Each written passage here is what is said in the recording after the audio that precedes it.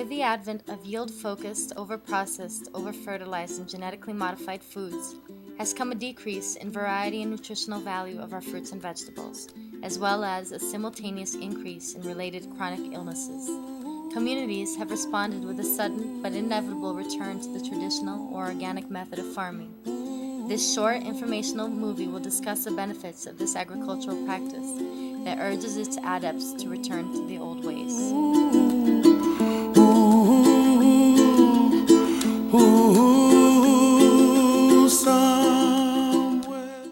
Organic growing is basically not the lack of use of pesticides or the lack of use of chemicals. It's basically allowing a plant to grow the way it was meant to grow in the ground with the nutrients that the soil provides and the air provides. About the fact of the environment and the importance of organic gardening, that's just massive in the sense of, at least in America, the amount of chemicals that have been put on acres and acres and acres of land, and be it, chemicals to make fertilizer, or the pesticides that have put on.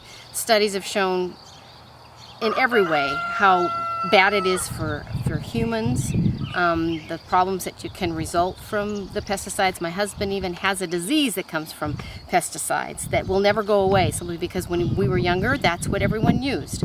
When you use chemicals, you're basically putting something that is not real, it's synthetic, and it goes into the ground and becomes something else, and it becomes salts and other things that eventually rob the soil of the natural nutrition and natural tendencies that it has to function.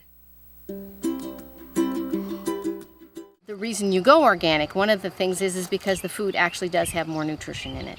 They've done many studies in many different time periods and different venues and whatever, and they've shown that food that is grown organically, correctly organically, is sometimes 50 to 70 to sometimes even 100% more nutritious in the values of the proteins and the vitamins and the minerals that are there. And so that is one of the main reasons.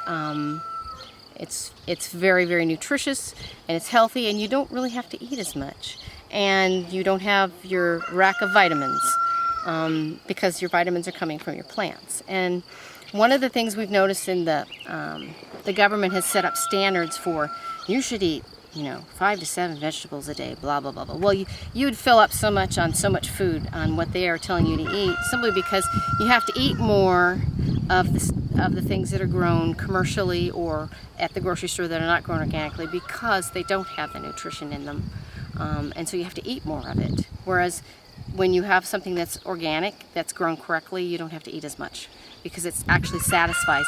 Taste-wise, it's more satisfactory. It supplies the things in your body that say, ooh, this tastes really good, because it really does have taste, and it's satisfying, so you don't need to eat a lot to just keep tasting more. By selling to the public, it does give us an income, but when we started this, we did it for our own use. We've just expanded so that we have more room so we can sell for the public and use for ourselves.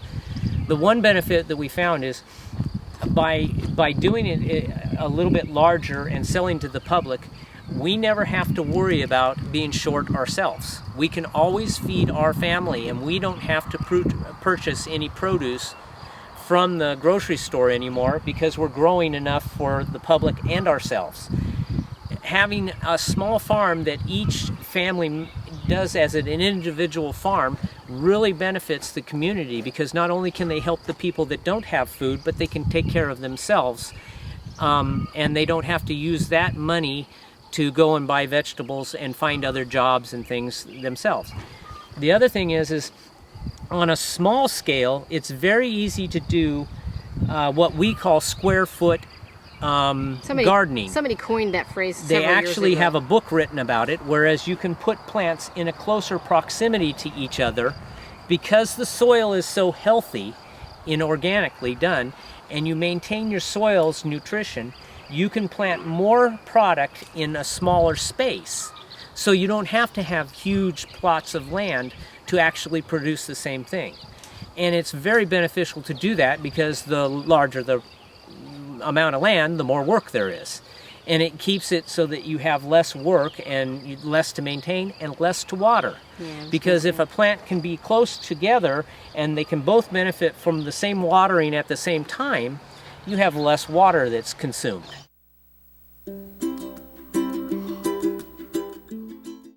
Makes me feel better. Yeah, I feel better about myself.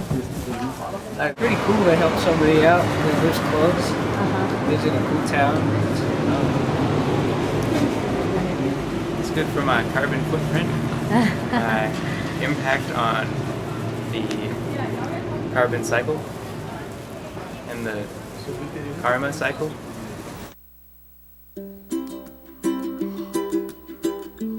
We are not allowed to advertise as organic because the government has put stipulations on what you have to do to be organic, and you have to register, and we have chosen not to simply because of the cost and because then they again will regulate. And so we basically call ourselves natural, but we are practicing all of the organic practices that are involved in growing plants. Now, the majority of them are working against organic because financially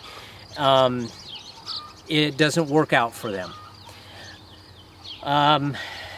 Most of your companies right now are in a battle against organics, and the ones that are large companies that are going organic are basically trying to monopolize.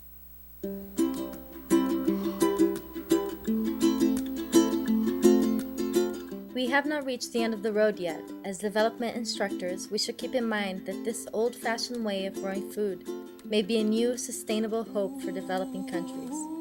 One whereby small farmers and their communities can reap the benefits of healthier food while generating income for their families and without harming the environment. As consumers, we should think twice before buying food and feel inspired to grow it. The choice is in our hands.